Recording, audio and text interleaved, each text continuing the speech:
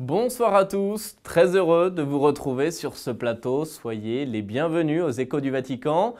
Une page du calendrier s'est tournée. Je vous souhaite à tous une très belle année 2017. Et comme chaque début d'année, justement, le pape a reçu ce lundi les ambassadeurs accrédités auprès du Saint-Siège. Le souverain pontife s'est livré au traditionnel discours de vœux au corps diplomatique. Et dans son discours, le Saint-Père est revenu sur les défis diplomatiques de notre temps. Il a évoqué bien sûr les grands dossiers internationaux et il a rappelé aussi la position diplomatique du Saint-Siège. On écoute un résumé de son discours. Dans son discours aux ambassadeurs ce lundi, le pape a notamment évoqué les conflits en cours, les situations de crise, l'importance de la paix.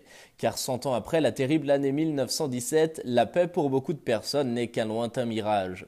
Dans ce monde confronté à de nombreux conflits, le pape estime qu'il est important d'adresser une parole d'espérance qui indique aussi une perspective de chemin. Et il a rappelé le rôle fondamental des religions pour promouvoir la paix. Le Saint-Père renouvelle donc son appel à toutes les autorités religieuses afin qu'elles soient unies pour rappeler qu'on ne peut jamais tuer au nom de Dieu. En parlant du terrorisme, François explique qu'il est le fruit d'une grave misère spirituelle, souvent liée à une grande pauvreté sociale. C'est donc là qu'intervient aussi l'engagement des chefs politiques. C'est eux qui doivent garantir dans l'espace public le droit à la liberté religieuse et mettre en place des politiques sociales contre la pauvreté. Ces politiques, dit encore le pape, ne peuvent pas oublier la famille comme lieu privilégié pour l'éducation, la culture et la maturation humaine. En parlant des migrants, la miséricorde doit permettre de construire des sociétés ouvertes et accueillantes envers les étrangers. Mais en même temps, le pape insiste pour que les autorités publiques évaluent avec sagesse et prévoyance jusqu'à quel point leur pays est en mesure d'offrir une vie décente aux migrants sans porter atteinte au bien commun des citoyens. Dans son discours, le souverain pontife revient également sur des situations bien particulières. Concernant la Syrie, il souhaite que la communauté internationale ouvre des négociations sérieuses qui mettent définitivement un terme au conflit. Le Saint-Père renouvelle également son appel afin que reprenne le dialogue entre Israéliens et Palestiniens pour arriver à une situation stable et durable qui garantisse une coexistence pacifique entre les deux États à l'intérieur des frontières reconnues par la communauté internationale. Le pape rappelle enfin aux ambassadeurs que l'engagement du Saint-Siège à écarter les conflits et à accompagner les processus de paix se situe dans la perspective de la miséricorde et de la solidarité. Enfin, le pape a aussi un mot pour l'Europe qui traverse un moment décisif de son histoire où elle est appelée à retrouver son identité. Ceci exige qu'elle redécouvre ses propres racines afin de pouvoir modeler son avenir.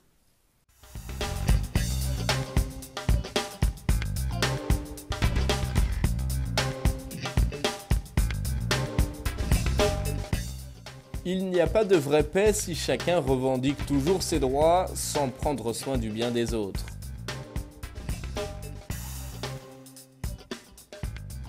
Ce week-end à présent, nous célébrions la solennité du baptême du Seigneur. À cette occasion, le Saint-Père a baptisé 28 nouveau-nés. C'était ce dimanche au cours de la messe célébrée dans la chapelle Sixtine au Vatican. Le pape est notamment revenu dans son homélie sur la vie de foi et il a invité notamment les parents non seulement à montrer l'exemple, mais aussi à protéger et faire croître la foi de leur enfant. Regardez. En la solennité du baptême du Seigneur, le pape François a baptisé 28 nouveau-nés ce dimanche dans le cadre somptueux de la chapelle Sixtine. À cette occasion, le Saint-Père a rappelé aux parents leurs responsabilités lorsqu'ils font baptiser leur enfant. La foi, a expliqué le souverain pontife, ce n'est pas réciter le credo le dimanche quand nous allons à la messe. La foi, c'est croire que Dieu le Père a envoyé son Fils ainsi que l'Esprit qui nous vivifie. La foi, c'est aussi s'en remettre à Dieu avec confiance. Voilà ce que le pape demande aux parents d'enseigner à leurs enfants en montrant l'exemple. À ceux qui font baptiser leur enfant, le Saint-Père demande de montrer le chemin, mais aussi de faire croître et protéger la foi de leurs petits pour qu'elle devienne à son tour témoignage pour le monde, et notamment pour les prêtres et les évêques. Durant la cérémonie, en entendant pleurer 2 ou 3 enfants, le pape s'est amusé de ce concert réjouissant. « J'aime penser, a-t-il dit, que la première catéchèse de Jésus furent ses pleurs dans l'étable. » Le 14 janvier prochain, dans la chapelle de la maison Sainte-Marthe cette fois-ci, le pape baptisera 8 autres nouveau-nés à Amatricier et à Cumoli après le tremblement de terre en août dernier. Et puis, à l'issue de cette célébration, comme chaque dimanche, le Saint-Père a récité la prière de l'Angélus. Place Saint-Pierre, le souverain pontife est donc revenu justement sur le baptême du Christ, point de départ de son ministère public. Le pape invite ainsi les baptisés à s'inspirer de l'attitude de Jésus pour annoncer l'Évangile.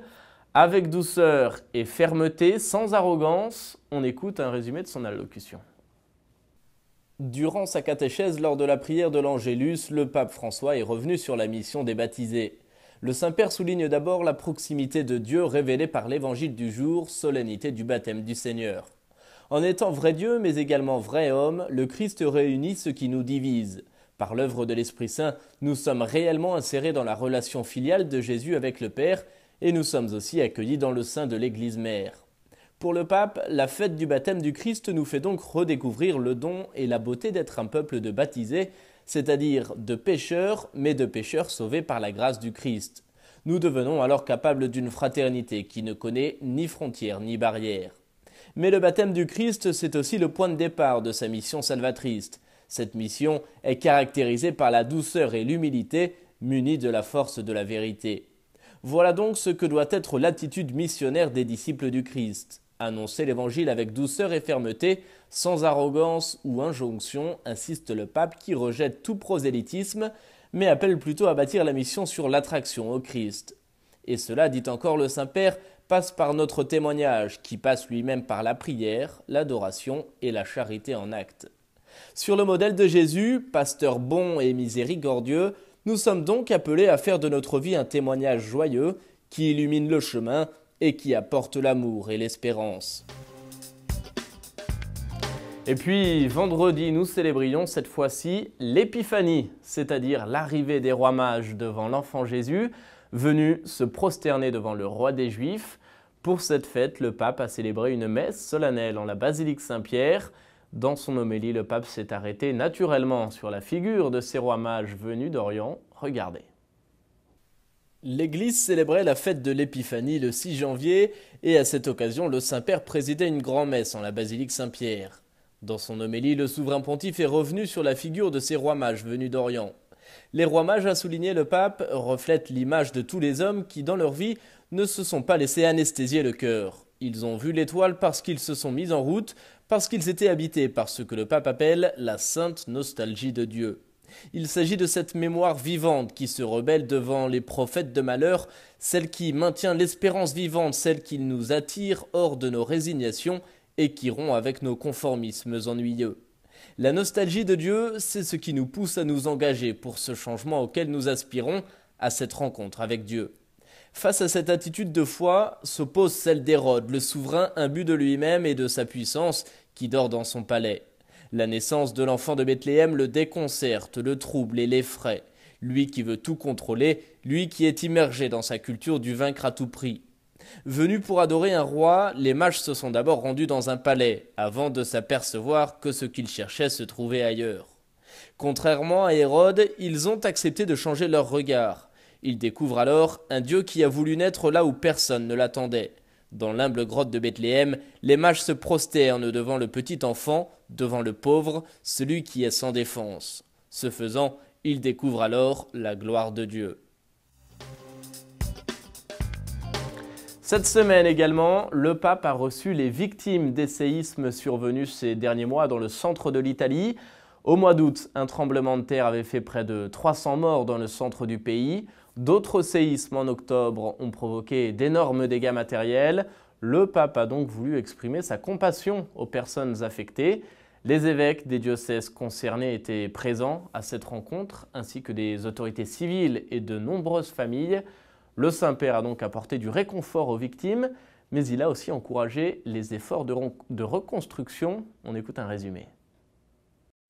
Reconstruire les cœurs avant les maisons, reconstruire le tissu social et humain, reconstruire la communauté ecclésiale, le pape l'a répété plusieurs fois en évoquant le souvenir d'un homme rencontré sur les lieux du séisme et qui allait reconstruire sa maison pour la 3e fois.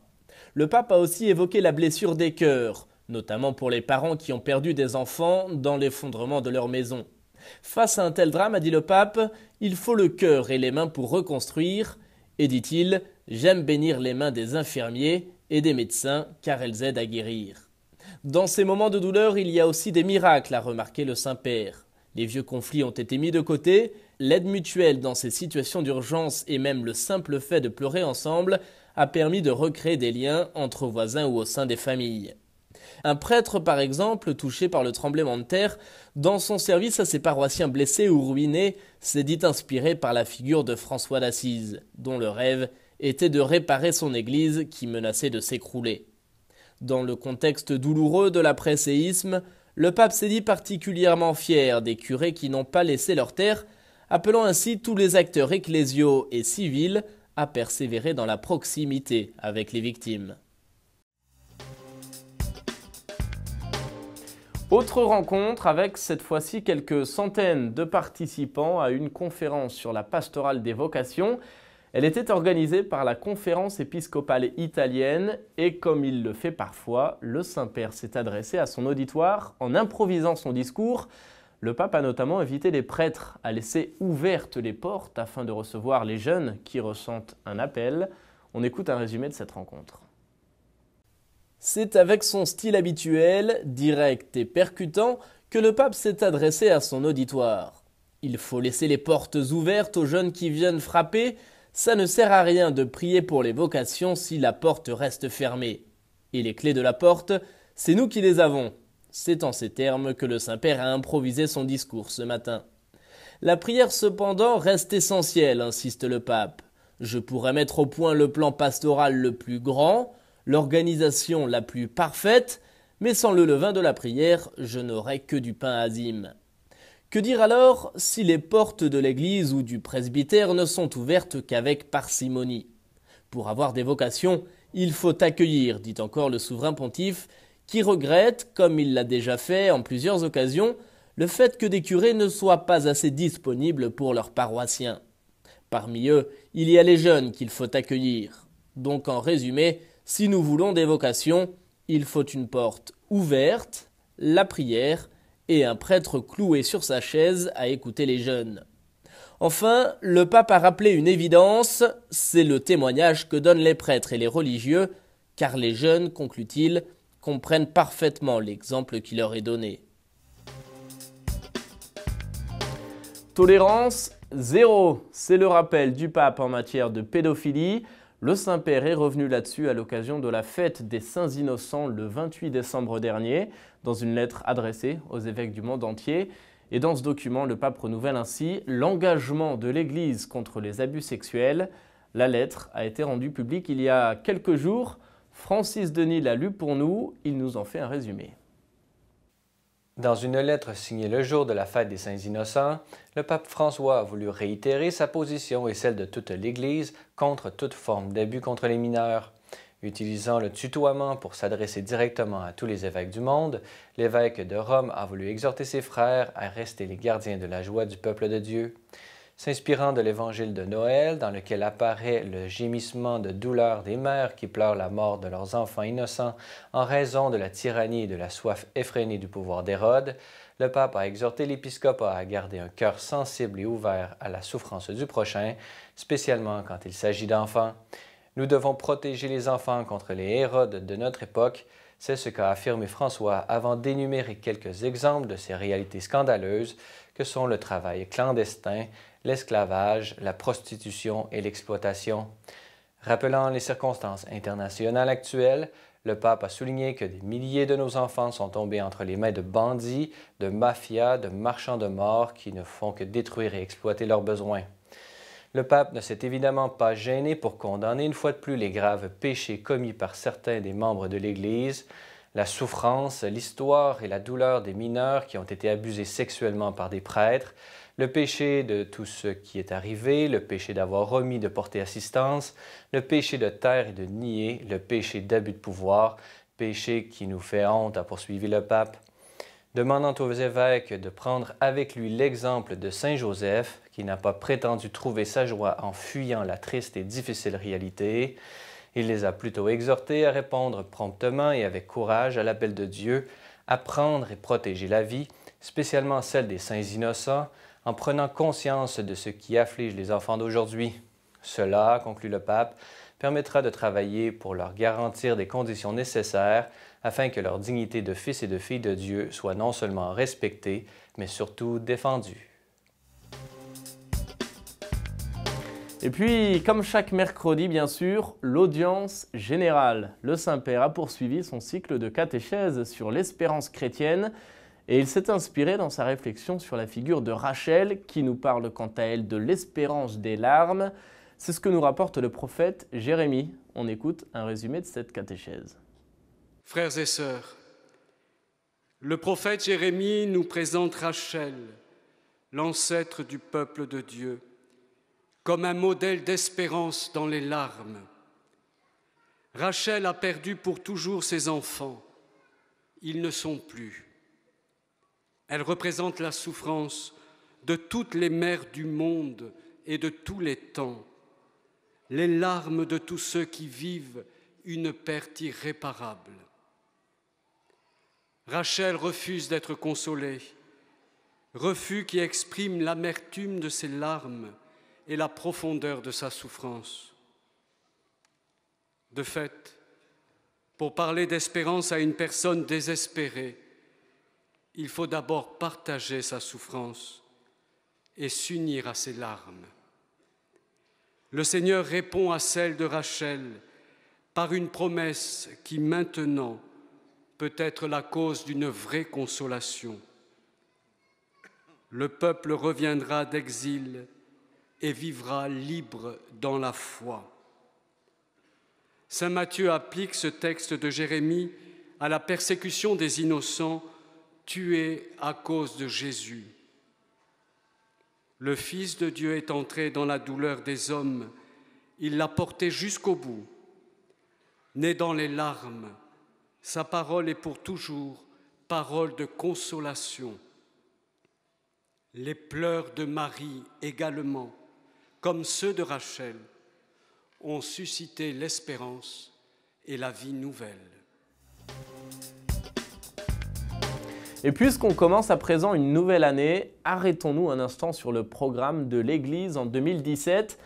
À quoi faut-il s'attendre? Quels sont les grands événements à prévoir cette année? Quels seront les prochains voyages du pape? On en parle avec Émilie Callan. Jusqu'à présent, seulement 2 voyages apostoliques ont été confirmés pour 2017. Il se rendra à Fatima au Portugal en mai pour commémorer le 100e anniversaire des apparitions de la Vierge aux 3 enfants bergers.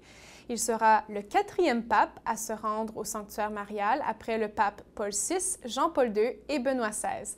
Cette visite sera courte, il n'y restera pas plus de 2 jours. Il fera aussi le trajet jusqu'en Inde, pays hindou, et au Bangladesh, pays musulman. Une visite qu'il effectuera plus tard dans l'année. Le pape ira certainement dans la capitale de New Delhi, mais pour ce qui est du programme et des dates, rien n'est sûr. La Colombie fait partie de sa liste aussi, mais il attend qu'un accord de paix soit établi entre le gouvernement et les groupes révolutionnaires. Puis, il y a l'Afrique. En 2015, le pape s'était rendu au Kenya, en Ouganda et en République centrafricaine et il souhaite y retourner, mais aucun pays n'a été choisi. En plus des liturgies habituelles de visites pastorales dans son diocèse et ailleurs en Italie, il rencontrera des chefs religieux et des dignitaires au Vatican. Puis, il recevra les évêques du monde entier qui effectueront leur visite ad limina, c'est-à-dire une visite qui s'effectue tous les 5 ans. Elles avaient été interrompues pendant le jubilé de la Miséricorde.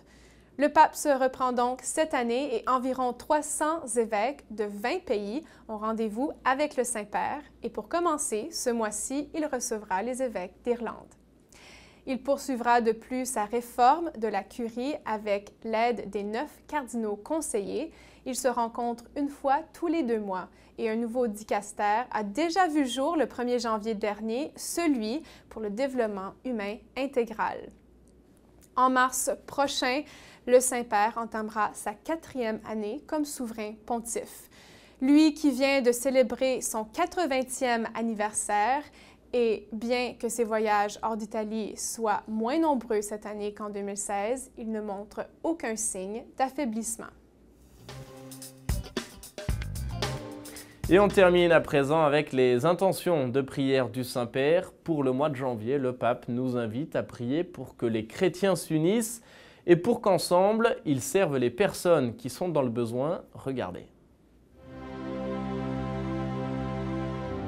En el mundo actual, muchos cristianos de diversas iglesias trabajan juntos al servicio de la humanidad necesitada, para la defensa de la vida humana y de su dignidad, de la creación y contra las injusticias.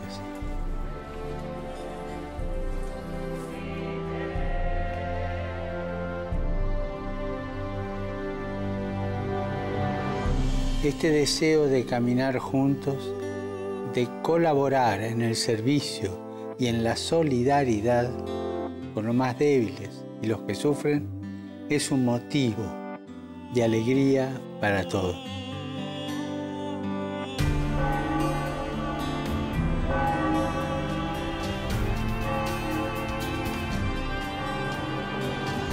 Uní tu voz a la mía para pedir por todos los que contribuyan con la oración y la caridad fraterna a restablecer la plena comunión eclesial al servicio de los desafíos de la humanidad.